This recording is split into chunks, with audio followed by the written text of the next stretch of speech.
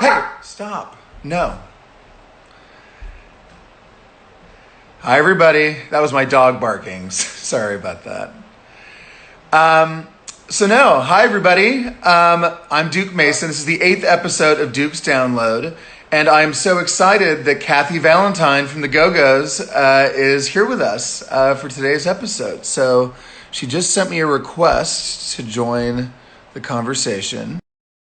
We are now connecting. Very exciting. Hi.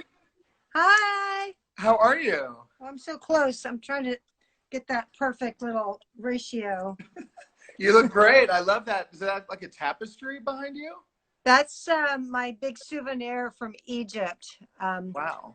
When I went to Egypt in the 90s, I fell in love with these big tapestries that they would kind of do in the stalls and they were, and I thought that's what I want. That's what I want to be my big Egyptian thing. And when I found most of them, they were so beautiful, but they had gorgeous Islamic designs, which was beautiful. Islamic designs are beautiful, but this one had like all Egyptian symbolism, like the Horus eye and all that. So papyrus things, so lotus. So I chose that one, and then I was stuck carrying it all over Egypt.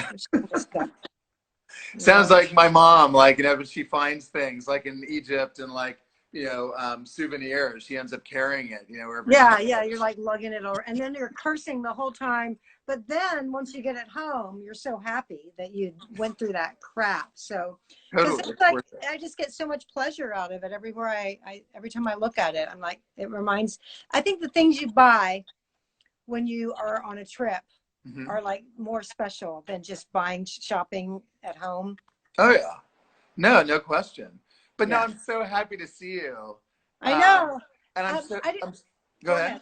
No, you No, go I was ahead. going to say how sad it is because I knew I was hoping to see you in person in July, but with the tour being rescheduled, obviously there was no choice, but I know uh, you should tell everybody that.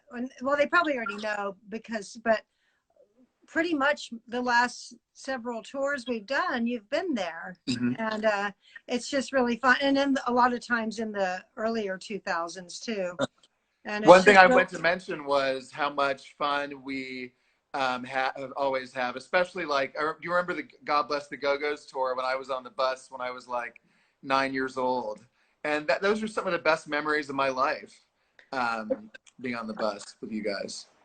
I It love that because I was asking Audrey that the other night. I was saying, do you remember being a little girl and coming up on stage, and uh-huh. what did that feel like? And I was so surprised at her answer because she said, I just didn't want you guys to think that I didn't want to, I didn't want anyone to think of me as like the goofy kid. So she said I would always try to act like a little bit more mature and like not let loose. And I'm like, oh, I get it. Okay. Well, I remember, I guess it was the 30th anniversary of week of Beauty and the Beat, the tour when Audrey was on tour with us for some of the dates, and she came on stage. I think we were both on stage dancing, which Yeah, is I so remember cute. that.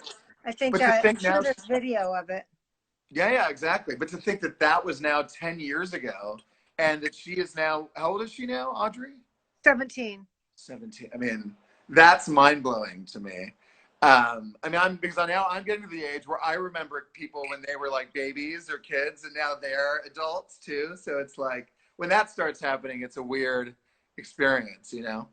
Yeah, Um, people always say like time flies when you're having fun, and I'm like, yeah, it also flies when you look at your friends' kids' yep. ages. It's like that. That's when it seems like it's really flying. I'm not Oh, finding a flattering angle in light. Okay, wait. How's oh, I that? love the guitars back there. I Yeah. think that's better. Better lighting. Okay, I'm ready.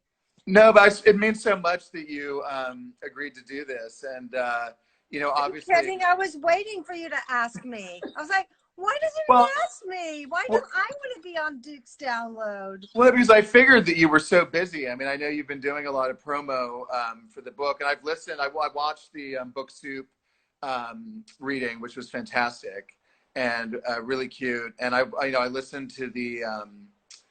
You've done a bunch of podcasts, and the reviews have been fantastic. Yeah, pretty good. Congratulations. I think so. I mean, you don't, unless you're like one of those kind of authors that, uh, or it's like really meaning. I don't think a first time author gets like tons of reviews. It's not like that as much anymore, but I'm really happy. Given that there's a pandemic, I've done the best I could do, and that my publisher is thrilled. I mean, I say yes to anything, that they ask. And I've Mm-hmm. signed so many books, but it's worth it. For 3 years just to have a stupid pandemic. Not a stupid, it's a very important pandemic. I'm not too dismissive, but I didn't do all that slaving away to have it just wither on the vine.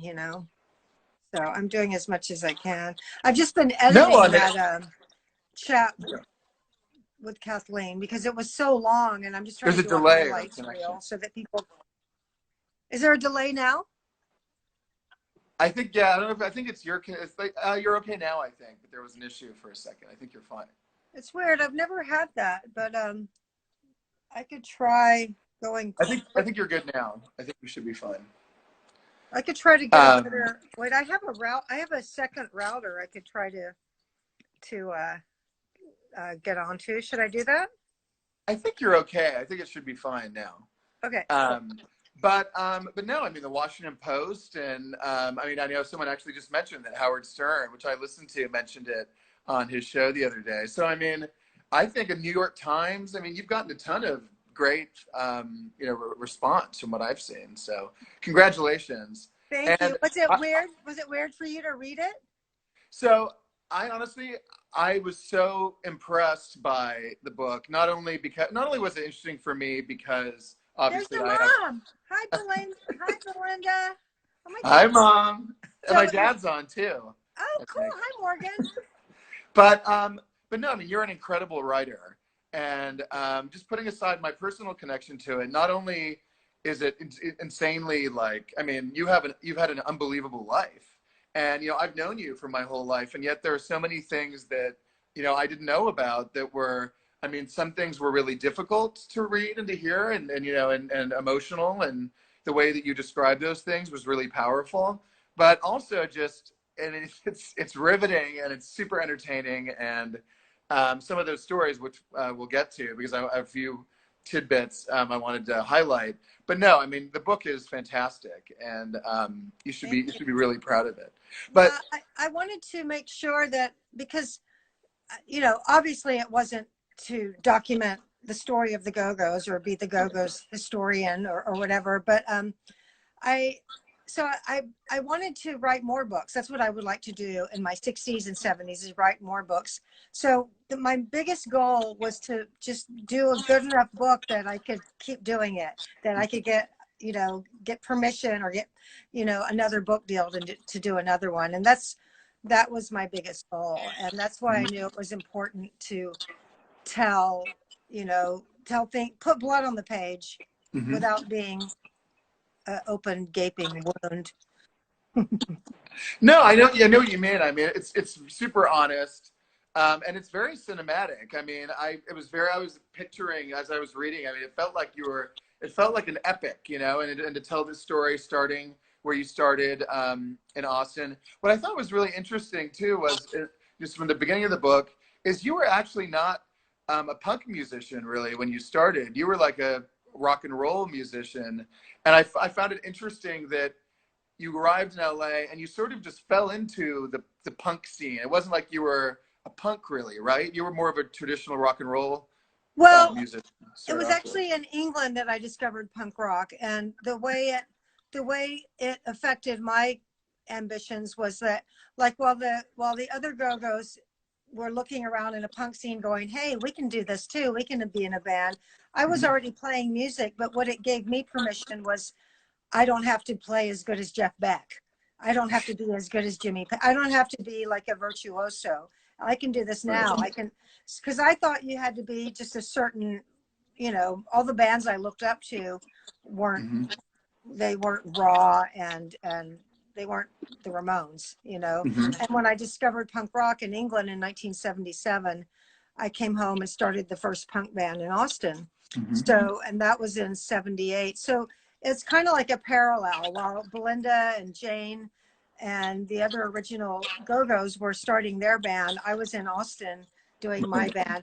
And for me, it was all about the songs more. I started drifting more towards, you're right, I was kind of more like in the punk scene. I just like this, you know, the Sex Pistols had great songs. I love the Pistols. I love the Ramones. I love the Damned. But I wasn't real into like the hardcore punk scene at all. But I loved so many bands in LA. I mean, a great, amazing, amazing scene when I got to LA. No, I mean, amazingly, I had never heard the story of how literally you happened on Christmas night to go to the whiskey just by chance, like just on a whim, and that was where you connected with Charlotte in the bathroom, and that was like, if you had not been there at that moment, and you know, if you hadn't had that conversation where it was like, oh yeah, we have, you're in the Go-Go's, that this may never have happened. All of this may never have happened. It's true. It's kind of, or you don't know, maybe it did. I know my name had come up. I know, but I know Diane from the Alley Cats name had come up too. And there was a few names being tossed around. And the guy working for them at the time, Kent, he brought my name up and said she, you know, I think she'd be good. So who knows, maybe I would have gotten a call. But Right. What amazes me when I wrote about it was how they left it like to the last minute. Maybe they didn't find out till like that day that Right. she wasn't going to be able to play. Because Right. looking back, I'm like, my God, they had 8 sold out shows, and 5 days before the gigs, they hadn't decided who was going to do this.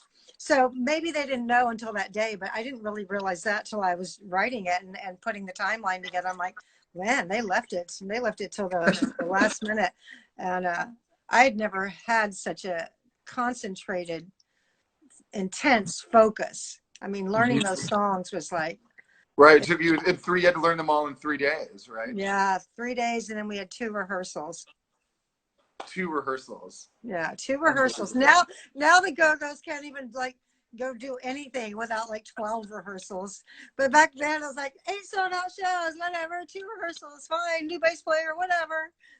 I mean, seriously, no, but I mean, it's so impressive, and no, it was just fascinating hearing those parts of the story. The fact that you had met Gina early on about being in your band, and that didn't work out, but then she went and started, you know, playing with the Go-Go's.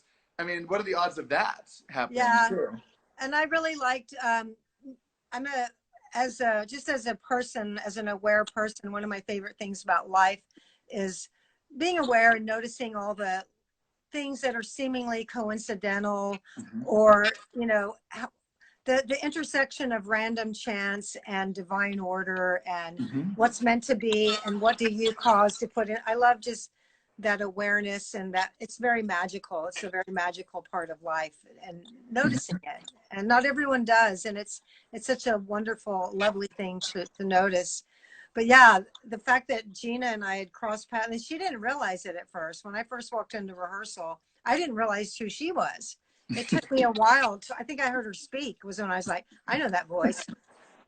Oh yeah, Gina has that distinctive Baltimore voice. She always has, you know. Yeah. But no, Yeah. I mean, that was incredible to learn. And you know, I've always, honestly, I think my top 3 favorite Go-Go songs are 3 songs that you co-wrote: Can't Stop the World, Head Over Heels, and Vacation. Oh, cool. Well, And here. I think I had maybe heard the story, like just sort of like that you had come up with and started writing Vacation on the plane coming back from Austin to LA. But I didn't know that, yeah, I didn't know the whole backstory of how it was because you had been dating somebody, right? And that he sort of inspired the feeling. You had this great time with this guy that you'd met in Austin, and then coming home, you were like, you know, you had this sort of, you know, what's the word I'm looking for? You know, you had feelings for him, and you were kind of like missing him already, essentially, and that's where that sort of started. Yeah. Yeah. It's a very heartfelt song, and very authentic, and you know, dating might be overstating it some, but we had a really nice fling. And as far as I remember, that was the first time I'd really felt like a boy liked me, you know, because I I didn't really think about guys a whole lot when I was in my early musician years. It's like all I really want to do is play guitar. And when I was a younger teenager, I was very promiscuous just because it was the 70s and people were getting high and having sex a lot. That was just kind of the way it was. But Yeah, something you said at the book soup thing, which reading, which I thought was really funny, was you said that the 70s were the 60s, but without any like the pretty hippie, like, you know, flowery stuff. It was yeah, sex, drugs, but zero like, no you know. flowers, no free. It was just sex and drugs and rock and roll. Started in the 70s. My But mom asked yeah, in the and then comments. it's funny because in the Go-Go's, when we went and made that first album, I got my very first boyfriend. I mean, I was 22 years old before I really had a boyfriend. I mean, there was the guy I picked up at the Sex Pistols concert, but I got rid of him after about a month because he got a night shift job at Taco Bell, and he would come home like just reeking of like fast food grease. And I was like, oh my God. So that was my first little short, but it was such a magical time doing that album. It really made me, I mean, your mom and I, Belinda and I were such naughty, naughty, bad girls. And we had such a good time. And it was like we were all just, for me, it was like getting to be the teenager that I'd never gotten to be, you know. This is when you were writing Vacation. The Oh second no, one. Vacation was before Vacation I wrote in 1979, Oh, right. 79. Right, right, right. Right, 79. And yeah, and then yeah, I mean, I loved so many of the stories. I just thought were hysterical, things I had never heard before. The story about the plane with the police, and I mean, you for people who haven't read the book yet, if you don't mind telling the story of what happened with your premonition and everything, because that was insane.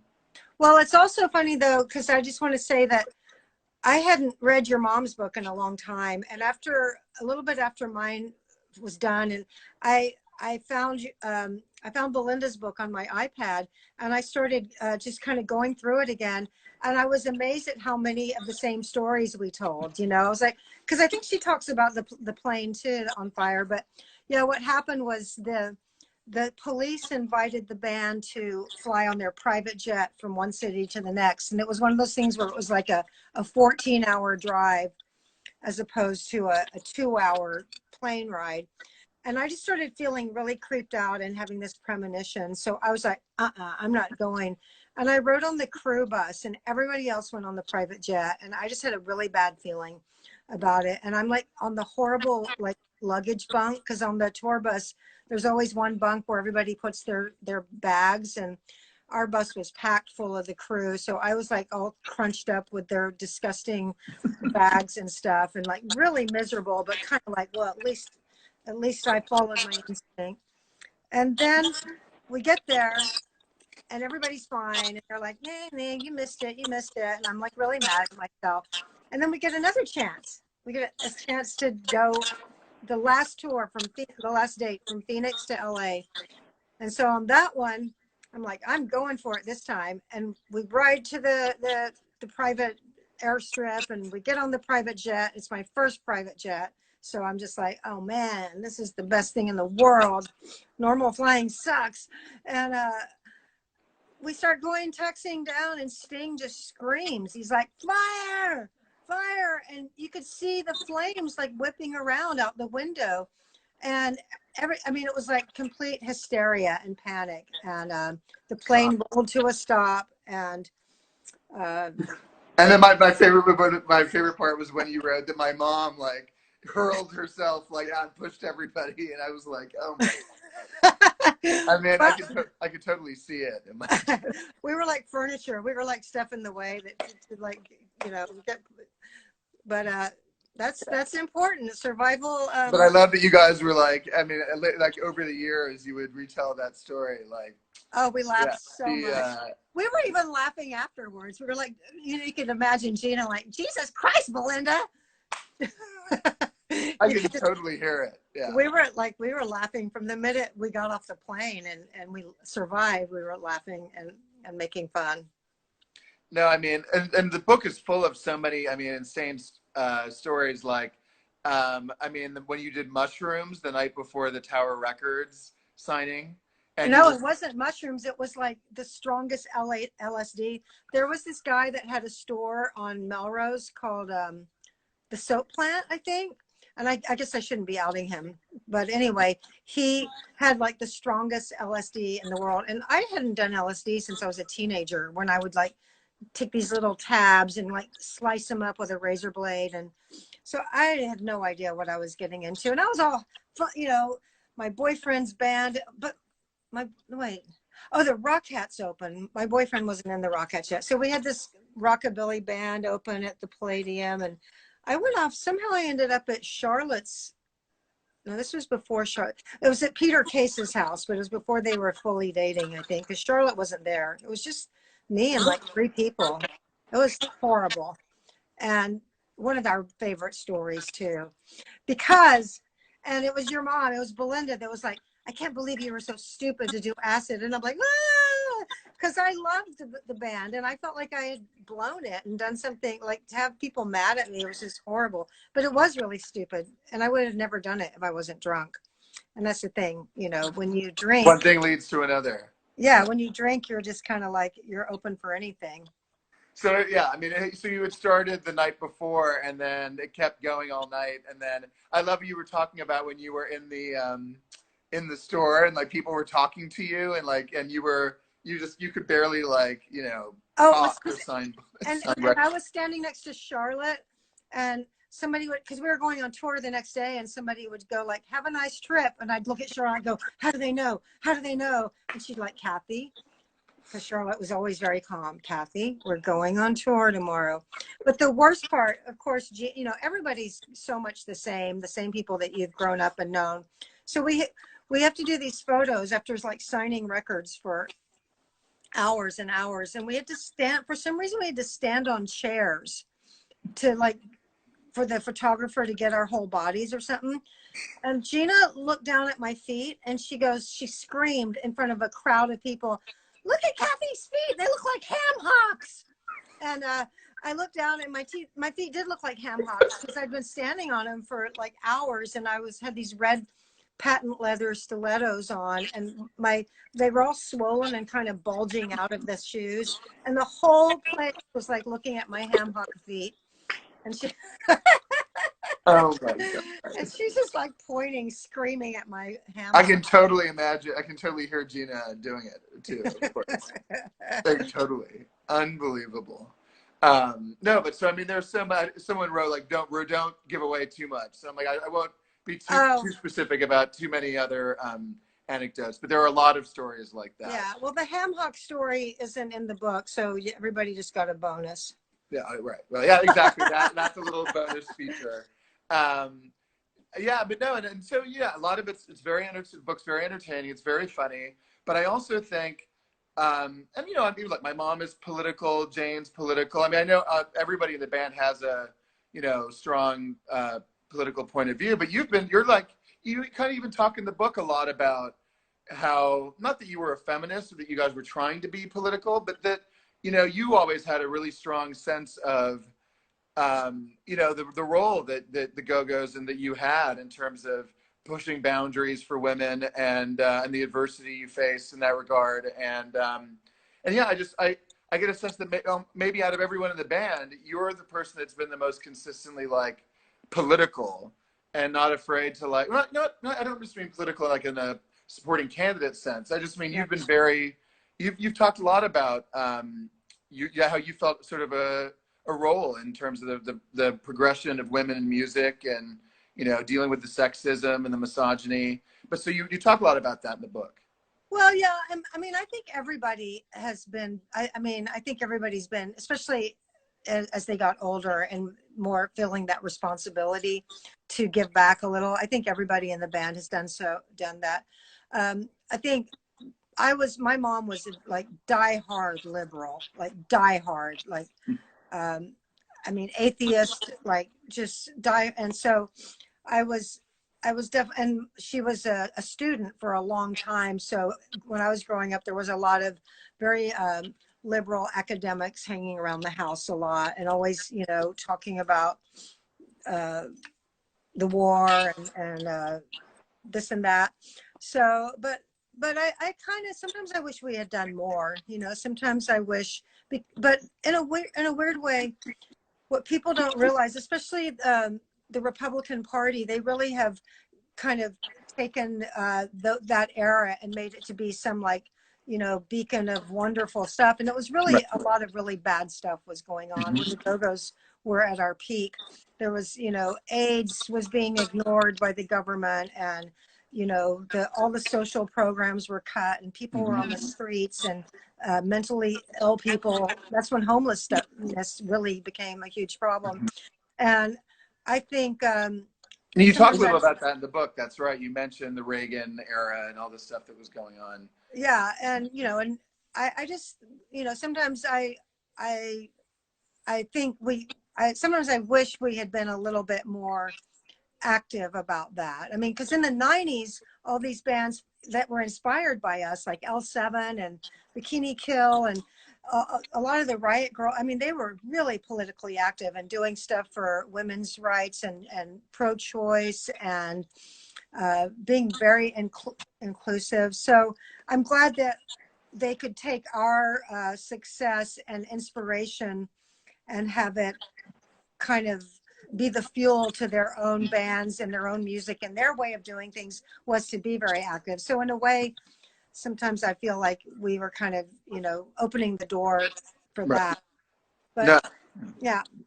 And you're still very political. I mean, I know in Austin, you've been super politically active, and I saw the picture of you with Beto O'Rourke, which was really cute and great. I mean, Well, I have to say I didn't support Beto for president. Right. For when he was running. I didn't.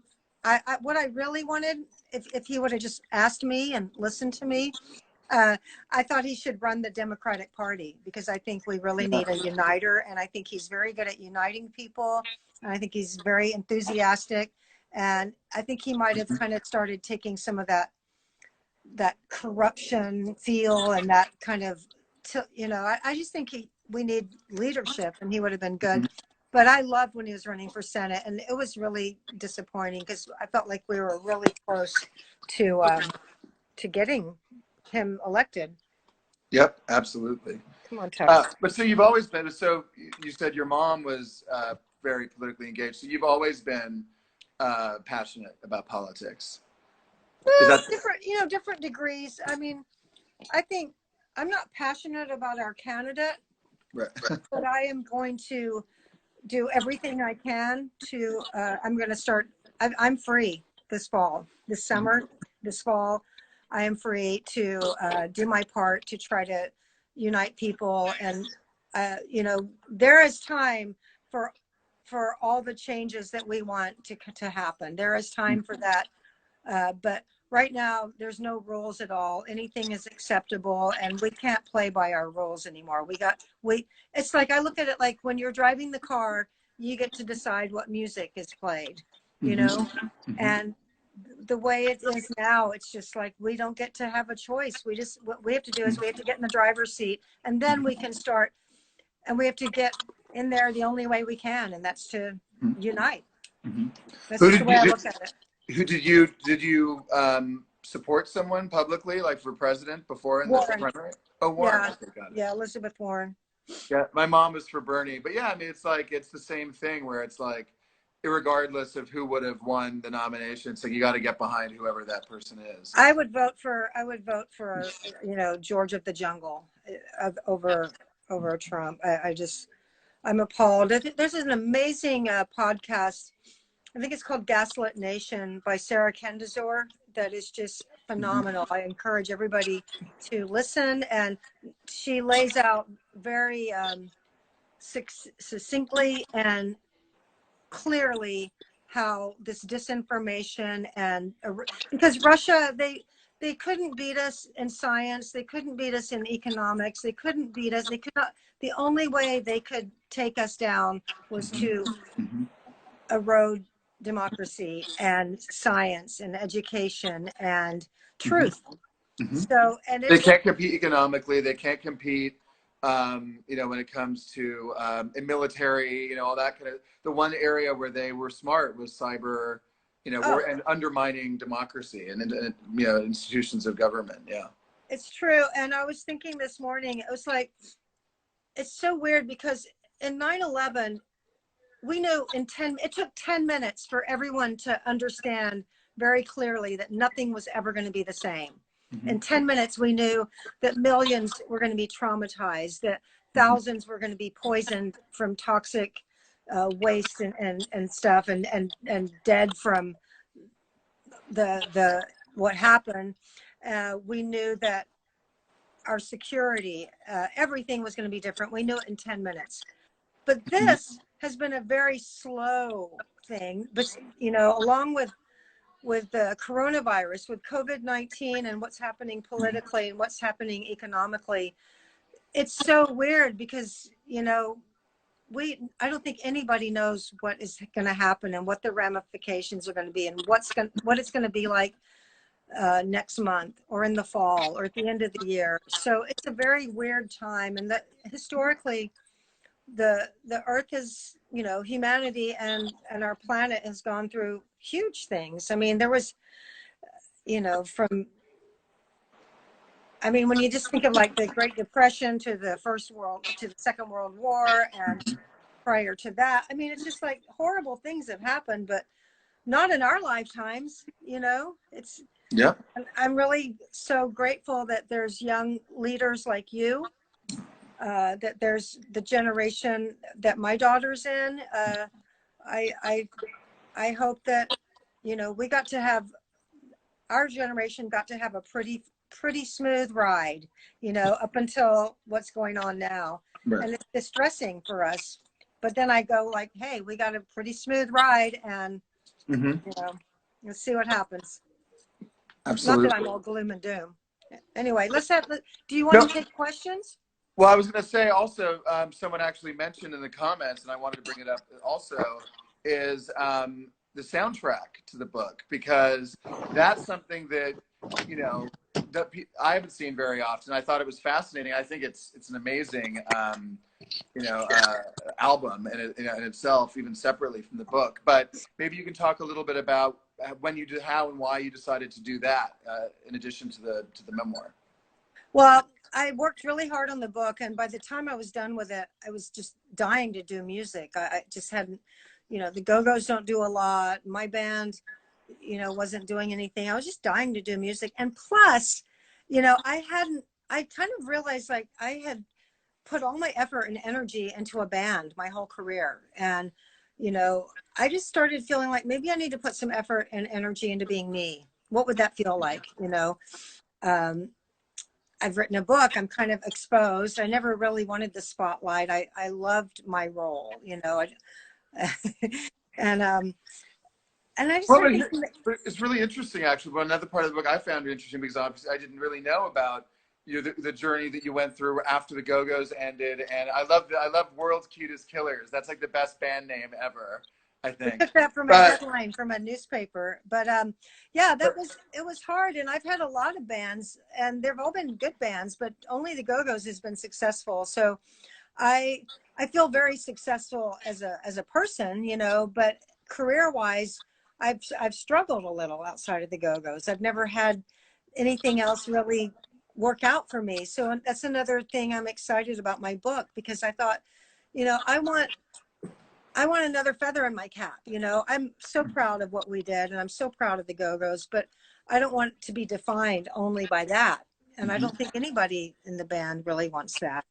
And I'd seen everybody else kind of succeed at other things, but I felt like I've succeeded in life. I have an amazing family, amazing friends. I don't want for anything, but my career, I just felt like I want something else that I'm good at and that I succeed at. And so the book has been a really special time for me, and it just felt natural to go on and do a soundtrack, because I thought, you know, I want to explore some of this stuff musically, and I felt like I had a whole book's worth to inspire me. And it was really fun because when you're in a band, like, oh, I have a song, I wrote a song, what do you guys think? And one person's like, I love that song, and somebody else is like, it's okay, and somebody else is like, well, I would like it if maybe, and then they like, and they change the whole thing. And you're like, wait, that's not my song. And so it can be, frustrating, and it can be hard. And it can, if for a lesser person, it can make you doubt yourself. Because you're like, what am I, insane? I brought a really good song, band the song, a song to the band, and only one person thought it was great. So anyway, it's really good and healthy for anybody in a band. And if there's any musicians out there listening, it's really healthy to do things on your own and show yourself that your ideas are strong and that you're good. And just because it doesn't filter through everybody else to be right for the band, it doesn't mean that you're not super talented and super creative. So I didn't have that feeling because I made an album in 2005, and I had confidence in that. But it's always fun. It's always fun. And I know that you, well, because your mom has been doing solo stuff for decades now. So she's had that wonderful experience, and Jane has done it. But I haven't really done a lot of just getting to anything I want to try, any music idea, any bass part, any guitar part, and it's fun. It was really fun. But I would love to, I like collaborating a lot too. Mm-hmm. Well, so before, I mean, I've never taken questions during one of these interviews. I see no reason why we shouldn't or we can't. But before we do, I just want to ask you, speaking of like, the different kinds of projects that you've worked on, are there other music or literary or other types of projects that you're planning to work on in the future? I'm dying to write a new book, but I also want to write a few pieces for publication. I'm thinking of taking an excerpt from my book that talks about my my relationship with my dad, and then weaving it into a bigger story about what I went through in my dad's last 8 months of his life, and then submitting it to some publications for Father's Day. So I want to get my name out as a writer, just because it's a smart thing to do if you want to write more. And I'd like to do a collection of short stories and put music to them. That's so great. I'd like to write another book that is kind of memoir-ish, but more a collection of essays about different parts of my life rather than a linear. Like my book was from 1970 to 1990, and it was very linear. It went through each year, and I laid it out like that because I wanted it to be like that, and it made a good story arc. But I think for my second one, I'd like to do a collection of essays more about just different things I've learned in the last 35 years. Well, someone wrote just now, like, do a part 2, 1990 to today. But I think your entire, your life up till today has been, action packed. So, I mean, the last 30 years, you could definitely do a second part. Yeah, no, I think so too. It would have a lot of a different theme. I'm real interested in the theme of finding our place in the world again when you get in your 50s and 60s. And it's like every male, female, we kind of have to redefine ourselves without any youth, or maybe our appearance has changed, or maybe our families were empty nesters, or maybe people have retired. But a lot of things happen in your 50s and 60s that kind of force you to go, okay, who am I now? What am I going to do? How am I going to be productive? How am I going to give back? So I like that kind of theme. And yeah, there's been there's characters that people met in my first book my mom ended up with a brain tumor the size of a grapefruit in her head. I got married, I got divorced. The band did amazing things, and then had, some really bad stuff happen. So there are things to write about, but I don't think I want to do it in a linear. I think I would just rather do a collection of essays. That way I can kind of see what theme comes out. It doesn't have to be like a thing where you go from like year to year to year. You just pick out the things and the moments and the lessons that, you think are most important. Yeah, I think that's the best way to do it. And I've already got a title. Oh, wow. Yeah, I've already got a title, and I've conceptually decided how I want. It's just kind of resistance, and all the three P's have come back in full force. The procrastination, perfectionism, and paralysis. So it's like, you think if you do it once, like they're all gone, but no, it's all back. It's all back. And I'm like, you know, just, it's hard to force myself to just sit down. Okay, I'm going to sit down and write a book now. Whereas before I had a book deal, I've been given an advance. I had no choice, you know. No, 100%.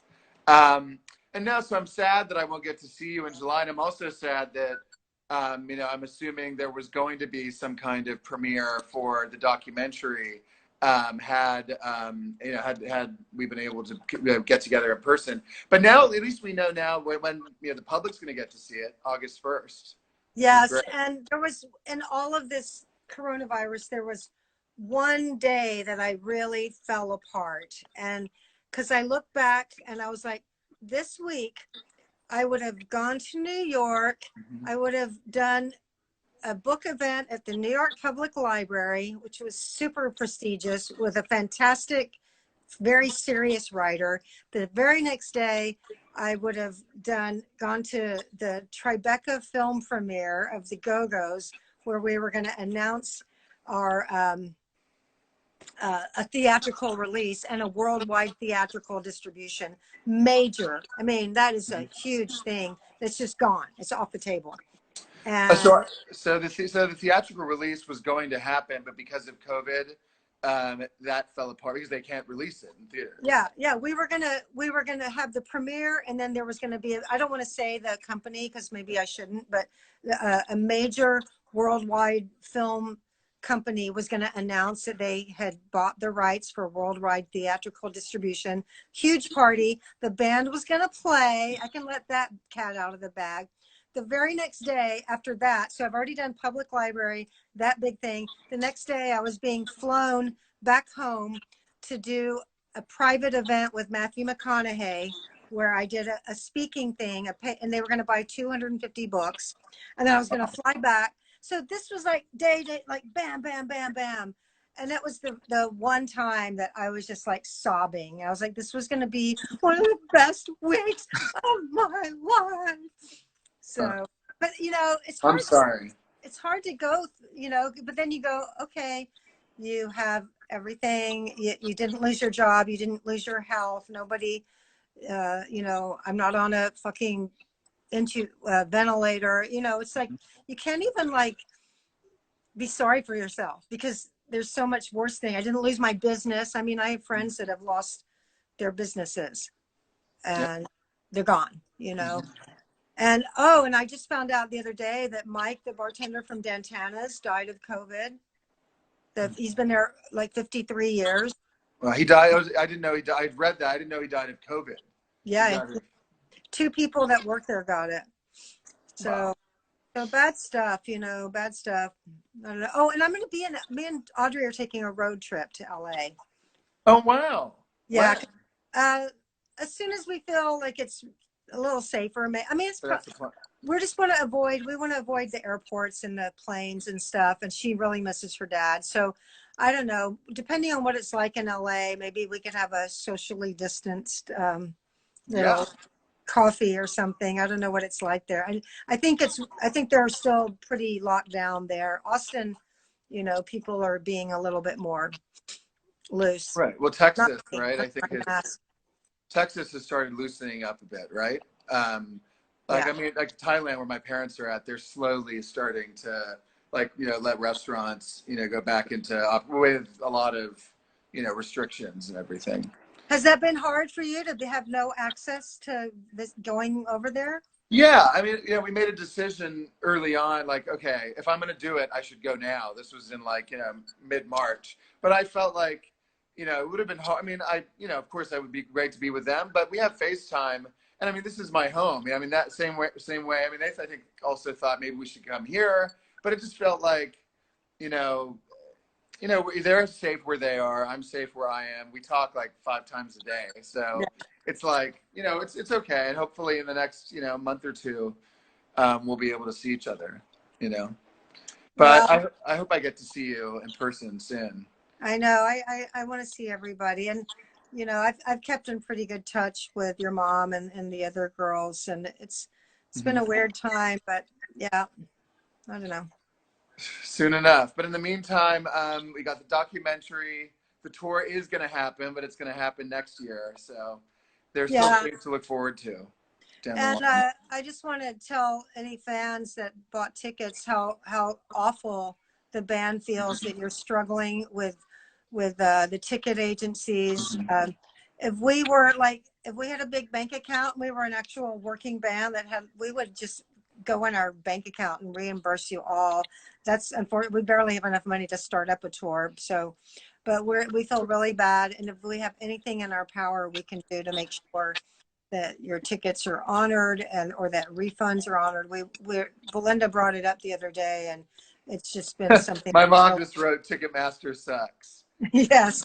Yeah. And what about the whole, oh, never mind. I don't want to get into that, but whatever. So yeah, we're aware that people are not being, dealt with in an appropriate way. And unfortunately the artists have very little power. Artists are, this was the way artists made money. They don't make money from sales anymore. Everybody's streaming their music for free. So it's pretty much being out on the road and selling merch that bands make their money. So I'm not going to equate our struggles with other people's, but I'm just illustrating that we don't have a lot of power. We don't have any clout, that the business kind of just does fine, whether you're a squeaky greasy wheel or not. Squeaky wheel, not a greasy, a squeaky wheel. No, I read that because I saw someone. I'm a member of like one of the Go Go's fan pages on Facebook, and people were like, "Oh, the Ticketmasters, what is that? Why are they not refunding us?" And I read articles about how this is not just obviously exclusive to you guys. It's all concerts that were organized processed through Ticketmaster. They're all having the same issue with getting refunds. So. Well, and there's the ticket agencies are trying to everybody's trying to come out ahead instead of just, there's plenty of money. All of these people have made plenty of money, so they're trying to get it from the insurance companies. The insurance companies are like, act of God, we don't have to pay. And it's like, why everybody has to be so freaking greedy? I don't understand. There's enough money. There's enough money for everybody that's suffering to get money from the government. Millions and millions and millions have gone to factory farms and everybody in their family. I saw that on 60 Minutes. And it's like, instead, just the elite are just getting more powerful and more rich. And it's just weird. Anyway. Last thing before I let you go, but someone just asked about the new song and if and when that's going to get put out there. Yes, the Club Zero will be released probably prior to the documentary coming out. So it'll be another way to build interest in the band and in the movie. So yeah, it is coming out. It's so good. It sounds great. We didn't do anything now because it was done for the movie, and it's no reason for us to just go put it out ourselves when we have a company like UMG that wants to put it out. Yeah. I mean, I hope I'm sure. I will say the one good thing, maybe not good thing, but the silver lining is, on the one hand, yes, it's unfortunate that there aren't these physical book events and premieres and all that. But on the other hand, because of technology now, I mean, in fact, during the book soup thing the other day, someone in the comments was like, yes, of course, it's sad that you're not able to see people and talk to people in person, but you're probably getting, doing these virtual events, getting out to an even wider audience than you would through the physical events, by doing virtual talks and virtual interviews. Yeah, I don't know. I mean, it is what it is, so I don't really know, but so hopefully the song and the will get a lot of attention over just because over virtually, just on the internet and. Oh yeah, absolutely. I think, and I think for people that are interested in being creative and stuff, it's been a time of, I think a lot of great art is being made right now. So that's kind of cool. I mean, except for me, I'm about to make some great art. But yeah, it's there's always silver linings, you know, and I just hoping that everybody kind of does the right thing. Mm-hmm. Absolutely. Well, thank you, Kathy. Oh, Um, awesome. It was so fun talking to you. so fun to talk to you. I love you, and said please give Audrey my love. And yeah, I hope maybe later this year. Who knows? Maybe we'll get to see each other. But if not, next summer, 2021. I know. Wait, I can't wait. Man. And bye everybody. Thank you for joining us here. And I'm so proud of you, Dookie. I'm so proud, and I can't wait to see what you do next. Thank you. It means a lot. I love Run you. for office. Run, run, run, run. I definitely think I'll run again one day for sure. It's on my list. You know, on my to-do list. So. Okay. Are you gonna campaign for the next Oh to yeah. get Trump out? Okay, Oh cool. yeah. Oh yeah. I mean, I did work on Obama's campaign and Hillary's campaign, like doing LGBT, advocacy, like So I'm sure I'll do something like that for Biden as well. Yeah, for sure. I can't And wait to hear who he picks. I know it's going to be next month or probably next month or two for sure. We're going to find out. Yeah, So I can't wait. it's going All to be right, quite. It's love going to be quite a you. year. Love you. Have a good night. Thank you for Thank doing you. this. Bye. Bye. Thank you. Bye.